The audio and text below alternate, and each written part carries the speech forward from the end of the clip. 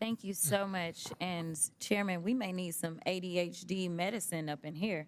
I will applaud my colleagues that understood that this was about telework and didn't somehow veer off into trans children and veer off into talking about a president who will go down in history as one of the best presidents that we have ever had in this country.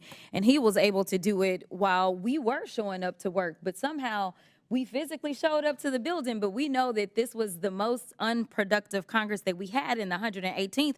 So thank God for Joe Biden, who absolutely got so much done in a record amount of time. He only had the 117th where he had actual adults in the room. And actually in the 117th, the interesting part is that it was COVID, and guess what? They got to vote remotely, and somehow they ended up with the Infrastructure Act. Somehow they ended up with the Chips and Science Act. Somehow they ended up with the first gun bill that we have had to do anything as it relates to gun violence in this country in almost 30 years. And honestly, the list goes on, and so many of your districts are going to benefit for so long because of the work of Joe Biden, and he only had a Congress to help him out in one term, so God bless him. I will also say, as we are talking about the accomplishments of the Biden-Harris administration, rural broadband was a very real thing. And I can remember Republicans that did not vote for the rural broadband celebrating all the money that their states were going to get. And the reason that I'm going to talk about it is because while I do represent a pretty urban area now, I lived in East Texas. I also lived in Western Arkansas. So I have lived in rural America. And one of the interesting things about rural America, and I want rural America to listen up because most Democrats are not representing very rural areas. But let me tell you, whether I represent a rural area or not, I believe that as a U.S. representative, I should do what makes sense for U.S. citizens. And the right thing was to make sure that we did expand broadband. You know what that meant? That meant that people in rural America who tend to end up in towns like the one that I lived in Texarkana, where they rely on, say, the paper mill, or they rely on the tire plant, they rely on these businesses or the chicken plant. If for some reason one of those shuts down, it shuts down the entire economy.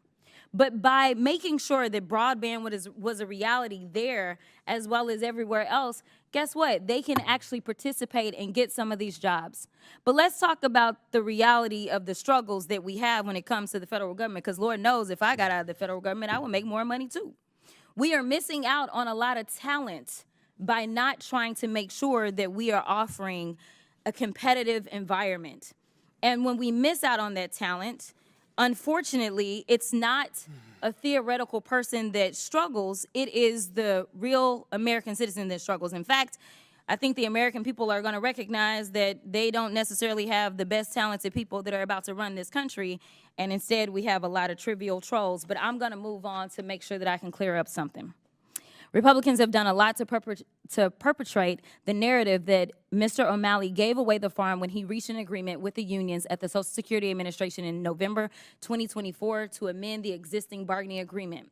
We know that's false. Ranking Member Connolly showed that Mr. O'Malley's shrewd bargaining tactics ceded very little in exchange for averting potentially billions in legal liability to SSA. But let's talk about a time right when departing officials actually did give away the farm and sell out the American people for political gain.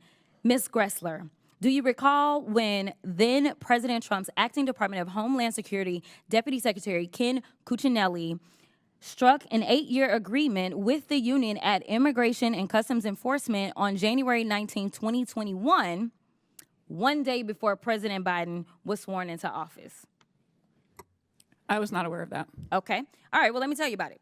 So, Ken Cuccinnelli, who, by the way, was found to be illegally appointed, essentially gave the union de facto control over the agency.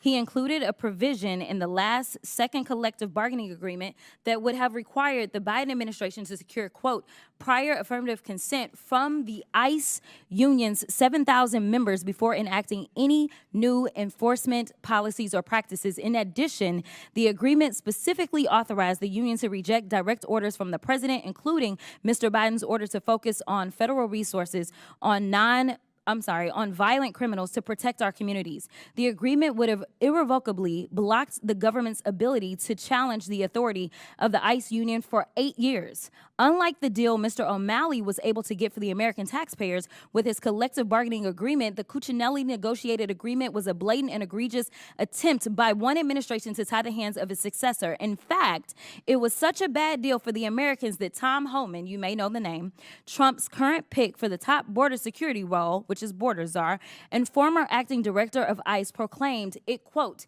not good for the agency. I don't recall the outrage on the other side of the aisle in this committee, though, about that agreement. Mr. Davis or Ms. Greszler, do you remember any of our Republican members expressing concerns about Mr. Cuccinnelli, the CBA? And then your time's expired, but feel free to answer Ms. Crockett's question. I don't know anything about it. I'm not aware of it either, but I would note that they probably did not follow those rules given the mess that happened at the border. Okay. The last thing that I'll do. Gentlemen, gentleladies, time's expired. it's No, not- you complained when somebody, You we got a unanimously- UC request? Yes. Okay, okay. I'm asking for unanimous consent to enter into the record a March 2021 New York Times article entitled Trump's Official Last Day Deal with ICE Union Ties Biden's Hands. Without objection, so ordered. Chair Chair. recognizes.